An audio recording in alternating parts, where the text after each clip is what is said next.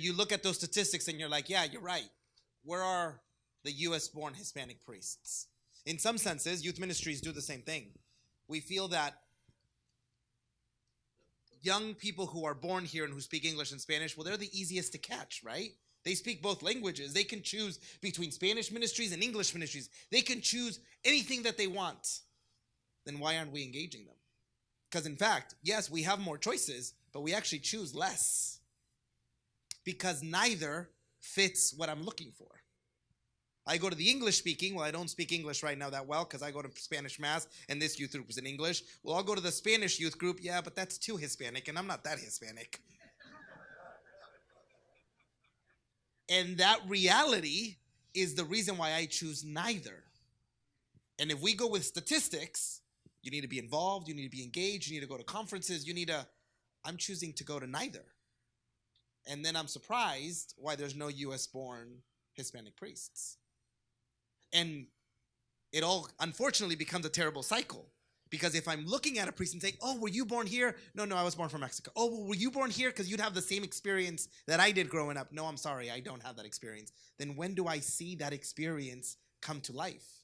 So all of a sudden, this negative cycle continues to happen, and it impacts the way vocations occur in our whole country. When we asked the young people about this survey, we wanted to highlight a few things, which was really fascinating when we asked them. You can, if you get the statistics, there's a book up here about the fifth Encuentro and the results of the fifth Encuentro, which gives you more information. But we wanted just to give you some quick highlights. What are the young people saying in regards to a survey? A little over 1,000 people responded to this survey. This is what they said, right? These are the themes of what was focused on. The changing demographics that they're seeing, language generation and education. More and more are finally seeing education and attaining education. We saw for the longest time, we were even missing that. They weren't getting educated, right? The education was a big barrier of entry, and that was one of the biggest problems. Evangelization and catechesis, formation and leadership, listening and accompaniment, which we talked about earlier, casting a bigger net, common challenges. Here are the two that I wanted to focus on. Number one, formation for leadership and ministry. The young people themselves are saying, we want to be leaders in ministry. We want formation, but we don't know how to get it. It's not accessible to us. You expect me as a young person to go to the diocesan office that's 2 hours away to go get a class. I'm not going to do that. I'm used to online formation, and you have none of that. I'm online in social media. I never hear your message. So every place where I am, you're not. And everything I'm reading, you don't have available to me. So I guess I'll go another direction. But when we ask them through the survey, what is it that you're looking for? We want to, and this is a really big word for Pope Francis, we want to be protagonists, right? Who's a protagonist in a movie, right? The person in charge, the person that's doing the stuff, the star. We want to be protagonists in the story of the church, but we're not really given places to do that. Again, I go to the Hispanic community, and well, they already have everybody they need, and they want me to do it, and I'm like, no, you guys are too Hispanic. English speaking, I don't know that ministry really well. I don't fit in there, so I go to neither. Again, the same problem continues to occur. Even though I do speak both languages, even though I could fit, but I choose not to. See, a lot of people assume that because I speak both languages that I can just easily jump in. And if I'm an extrovert, which I tend to be, which is why I like jumping in, I will do that. But the majority need someone to journey with them through that process. When I answered your question, which was a great question about finding the bridge people, right? Don't make the mistake that a lot of people make with me. A lot of people now call me from the diocese or across the nation. They're like, we need you to be the representative of Hispanics. You want to be the representative of Hispanics? That's a really tall order. And actually, I have to tell you a secret. I have my own bridge people with the Hispanic community. I'm no longer, it's so interesting actually. I have two masters. I have a master's in business and a master's in theology. The more educated I got, the more involved in the English-speaking ministry I got, meant the more I left my mom's style of mass and church and ministry. Does that make sense? Because I was so, I've put everything into this English-speaking ministry that I've stopped going to the Spanish charismatic group that I first started attending. I now only go to English Mass. I rarely go, unless it's a feast day and I'm with my family, I go to Mass in Spanish, but I rarely go in Spanish. So when you say to me, well, I need you to represent the Hispanics, hold on, let me go ask them what they want. Because I am not sometimes that best representative anymore. Because the majority of my time is now spent in the English community. Does that make sense? And so when I say be careful about the bridge builder, find the bridge builder who still is connected to that community, and don't bring him or her in so much that you've taken them away from the very group that you want to reach out to. Because we do that more often than not. Because you're so busy, you're so excited. Finally, we got a Hispanic. Stay here, sit here, I'll teach you everything in English. Well, in all of that, you're starting to pull them away from the community you want to eventually reach. And they'll gladly take it. I mean, I'm gladly involved in English speaking things. But I have to also be honest with myself and say, you know what, let me call my friend Gustavo. He's still really involved with Jóvenes para Cristo. He goes to that youth group every single Thursday. If I want to know what the youth, Hispanic youth are thinking, I have to go to Gustavo. Because Armando also goes to the English speaking ministry, goes to the Vietnamese, goes to the Korean youth group.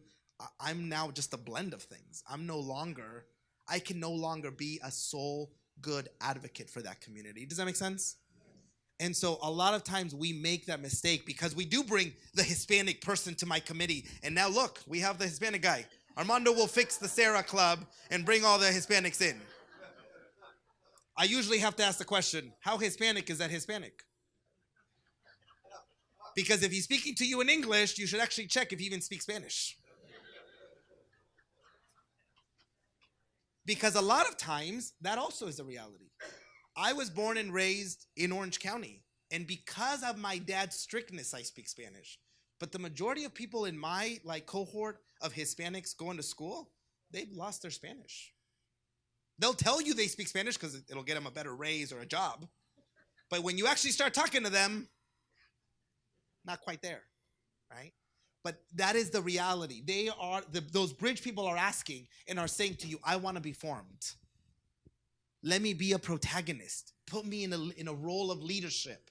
But that means you got to open those doors. This is what's interesting. They're saying it to us at Encuentro, where you weren't. So they're saying it to somebody that you need to find so that you can connect them. How do we make these connections happen? Because you want them and they exist, but there's this barrier, somehow veil that exists that's not making the connection happen. And yet they're saying, bring some formation and I'll totally do it. Well, what language do you want it in? I don't know. If you're asking me, I don't care, English or Spanish, they'll take it. But offer it, right? Find me and offer it so that I can learn it from you. But I need a mentor to guide me through it. Right? I need you to accompany me on this journey. And a mentor that understands me. It's important that, especially for young people, they're not going to go someplace where they don't feel comfortable. They're not going to go someplace where they don't see themselves reflected in the reality of the community. So having those bridge people take leadership and helping them to understand and practice accompaniment in a way where they really see the young people and they take the time to listen and engage and form relationship with these young people to help them feel comfortable. And then their gifts flourish, they flower, they offer them with very, very open hearts for the good of others. Yeah. But it does take knowing, and that we USCCB put out a resource called Building Intercultural Competence. And sometimes it does because it takes time, it takes patience. If I went to your parish, to your Serra group, and you started, and this was my very first English community, and we prayed the Our Father, and I didn't pray it. If no one accompanied me through that journey and said, it's okay, pray in Spanish, that's fine, I might never come back. Not because I don't care about the mission or you or what you have, simply because no one journeyed with me and said, that's okay, right? We need people to accompany. We need people who have intercultural competency skills so that they can accompany and listen and remind people of their discernment and their vocational call. But we need that kind of leadership. And maybe that's you, or maybe that's you finding the bridge person who will do that. But we need that action step, or else it's not going to happen. Because I get the questions all the time. Well, okay, let's be honest. How about, I thought Hispanics are all about the faith. Why don't we have more Hispanic priests? I'm like, you want the truth? The truth is, yes, we're all about the faith. But if an immigrant family is here and they've worked their butt off to try to give the best to their kids, as much as that mom and dad want priests in their family, they're pushing the doctor. They're pushing be an architect. They're pushing be something because I've worked so hard. I want you to make something of yourself. No one's going to say, don't become a priest. They're just not saying it, if that makes sense. And you can't fault them for that, because sometimes that's just where life has taken them.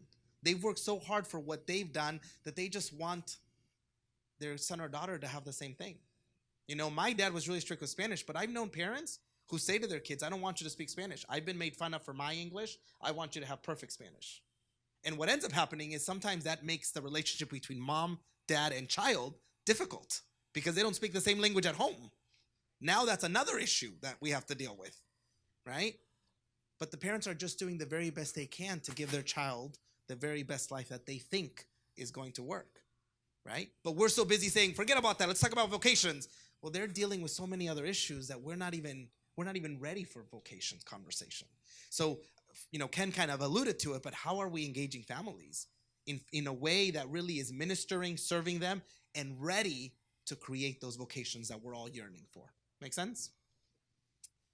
Kind of last piece on the conversation with the youth that they were saying to us. Young people do feel rejected, discriminated against. Young people do feel like sometimes the church, just because I'm not sure yet what I want, the church makes me feel like I'm judged. Just because I may be questioning my sexuality, all of a sudden then the church is no longer a place for me.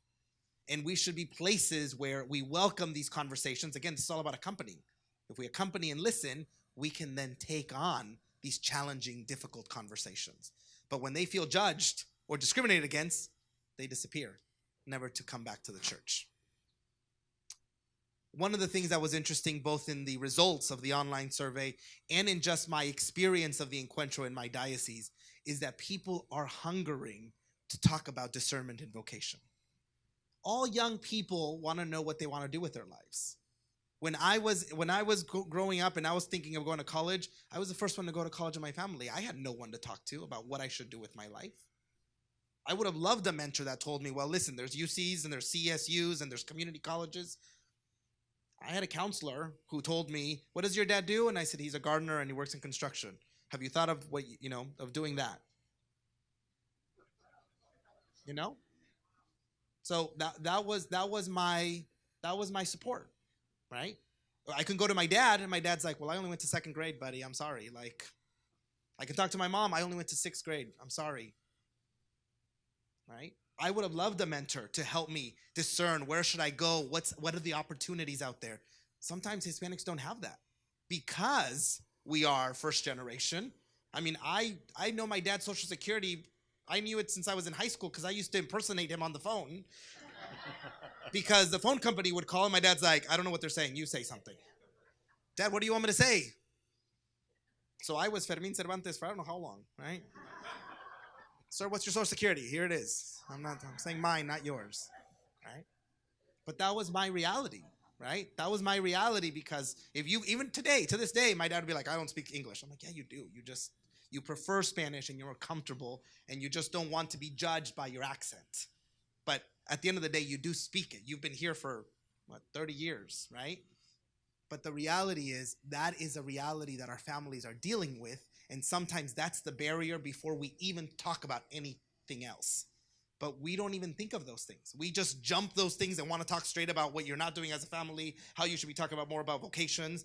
And we're just missing the needs that are there so that we can get good vocation conversations. How do we take those into consideration? It takes knowing, it takes listening, it takes hearing the voice of our young people and then saying, I'm willing to do something about it. How do we cast a bigger net? How do we create youth groups where they don't exist? Why is it that in the Diocese of Orange, I'm not going to speak for any other diocese, but in the Diocese of Orange, the youth minister gets a salary and the youth minister gets a budget to work with youth. But if that youth minister doesn't do an effort to engage Vietnamese or Hispanic speaking young people, they don't get served. When I go to that Youth group, I'm like, oh, that's cool. What are you guys doing? Oh, we're working on retreat. We're doing this. And then I go to the Spanish group and I'm like, hey, do you guys get the same budget that the youth minister does? No. We have to do our own fundraising. Why in the same parish do we have those realities? Why don't we have spaces the same ways? Why do some places just have no youth group when we know that the statistics say if people are involved, they are more apt to get vocations? How do we create retreats? Retreats are becoming more and more opportunities are becoming more and more expensive. And a lot of times some pastors say, I don't want retreats anymore. Instead of them going on a weekend, why don't they just go to the hall and spend a day on retreat? And I, as a diocesan director, have been saying, no, please don't do that. Because a retreat offers an opportunity to pray, to reflect.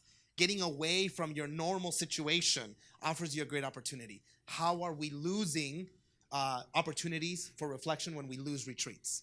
How do we create gatherings that are serving the Spanish speaking? Maybe they're just bilingual like we talked about with the Archdiocese of Los Angeles. Or maybe there's two separate ones. Whatever it is, I'm not here to advocate one way or the other. I'm here to know your audience and make a response that's going to engage more young people.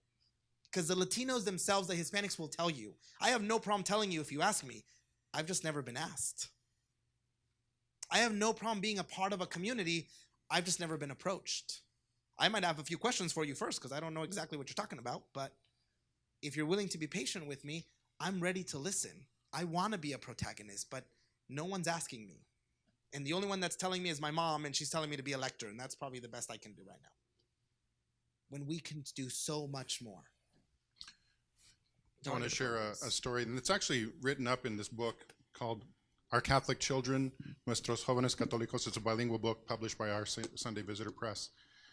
And it's a profile of a parish in Texas where the pastor needed somebody to work with the kids for confirmation. So he probably put a notice in the bulletin and got a volunteer. And this gentleman came with a vision of casting a bigger net. And he had, that first year, he had about a dozen students in his class. And he said, you know what? Our parish is bigger than that. We have more kids than that. What can we do?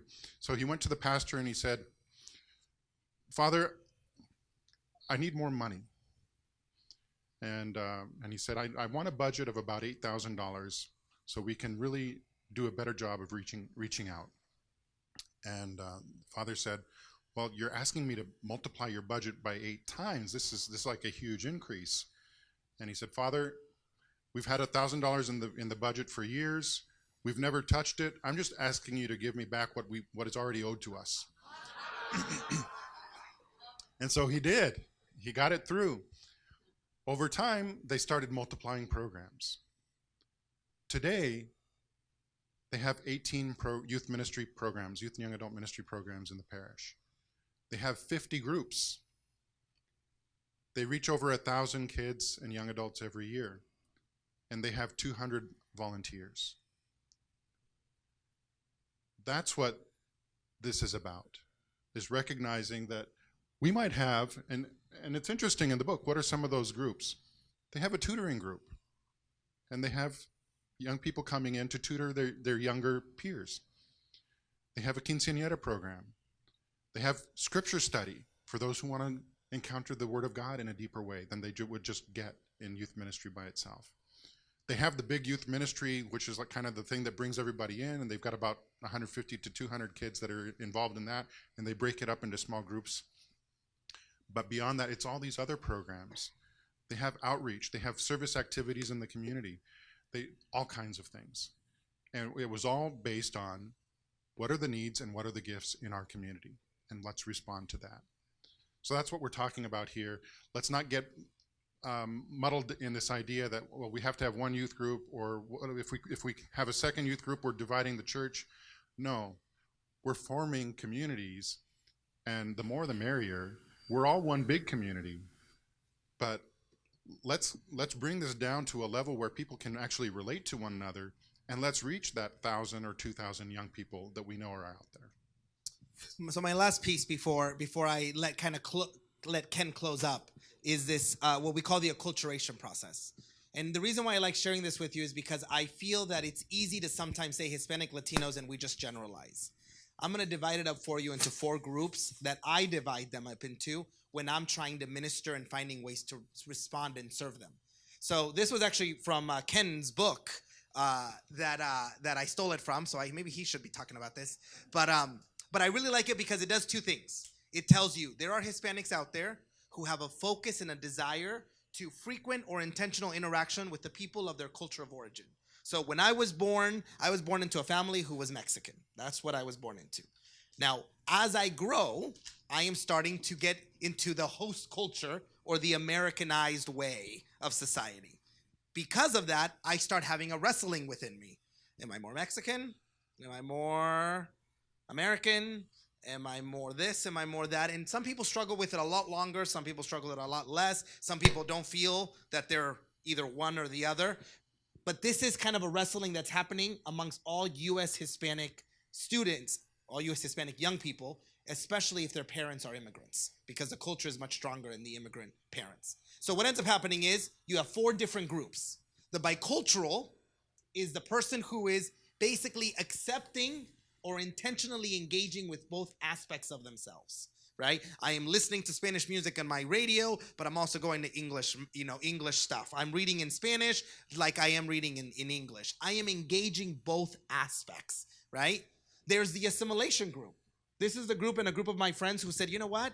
I'm born here. I'm Americanized. I am an American. Forget where I'm from. It doesn't matter anymore. Everyone here who has come has assimilated. I'm just going to assimilate, right? That's what I prefer. That's what I like to do. So that's the assimilated group. This is the group that can choose English or Spanish group. This group chooses English-speaking group, right? The next group is what we call the marginalized group, right? This group separates themselves from both the host culture and their own culture of origin. You say, well, that's weird. How can they separate themselves? Well, actually, this is your group who ends up sometimes in jail. This is your group who ends up, because they reject both. As humans, we still need to connect with someone. This is your group who sometimes ends up in a game because they choose something different that's not the American style or their own cultural style. And then there's the group that we call the separated group. The group who chooses, I am going to be Mexican because that's where my parents are from, and I'm going to drive the stereotypical truck with the Our Lady of Guadalupe and the Mexican flag behind it. I mean, I had to come up with something, Ken. I had to come up. I didn't know what else to say. That's what popped in my mind. All right? But why do I share this with you? Because I found in Ken's book that this divided up well the Hispanic Latino community. When we market, try to connect, try to talk to them, we talk to them as a homogeneous group. But they're not a homogeneous group. In fact, it's because of these separate aspects, that's why sometimes our message never reaches them. This group needs a Spanish conversation. This group won't go to anything in English. This group won't go to anything in Spanish. This group is who we want to reach, but they require some extra accompanying because they can go to either one, but they choose what we've learned today. They choose neither. The marginalized group is the hardest one. You have to go out and find them because they're actually rejecting everything. What happened? Go see Father Doyle. This is to me one of the kind of the secret aspects of good marketing and good engagement. I know the community, I know how to connect with them, and I'm speaking directly to them. I'm not just assuming that because I translated my flyer in Spanish, now all Hispanics are going to flock to my group, right? I am actually willing to make some intentionality with the way I engage, the way I speak, and the way I market. When we're talking about gente puente, bridge people, if you really want to engage, you might need bridge people from different groups to truly speak to the heart and soul of that Hispanic Latino young person. Amen? Okay. So we planned more content than we had time to deliver. And I'm just going to go to the top recommendations. So coming back from the Encuentro, we listened to 350,000 people, 60,000 young people. What are the things about vocation that we really heard them saying with some urgency? And these are the 4 things that came up. Number 1, we encourage vocations in families and parishes. It's not either or, it has to be both and. utilizing social media and culturally adapted resources in both English and Spanish. It's about meeting the person where they are and not setting up artificial prerequisites before they can hear the message. Second, actively promote Hispanic vocations with pathways for both US-born and immigrant young people, including those who are undocumented. That's what they're asking for. It's not easy. We don't have easy solutions to that situation of the undocumented. There is an in-between group right now, the DACA recipients, people who... Should I use a different mic? Okay. The people who were born elsewhere but came at an early age, and right now they are under no threat for deportation. They have a right to study, they have a right to work. It's temporary. So that's a situation where we need to really think it through, get the folks in vocation ministries at the diocesan level, even at the national level, and say. And number 4, distribute bilingual materials to promote all vocations in the church. And we heard this a lot from the consultation. Vocation is not just priesthood and religious life. In the Hispanic community, there's a real challenge right now in marriage. There are many Hispanic families. There are many Hispanic families in the U.S. today that are not benefiting of the grace of the sacrament of matrimony. And it's true across the board, but it's even more prevalent in the Hispanic community. So let's provide that catechesis, faith formation to our young people, that vocation includes marriage and family life. Also the committed single life. It's also about how we are Christ bearers in the world. We are baptized, we have a mission, not just to our family, not just to our faith community, but to the whole world. How do we bring that light of the gospel beyond, our insular community and to the whole world? That also needs to be part of youth ministry. So those are the 4 things that really stood out in the Encuentro consultation. And I thank you for your attention.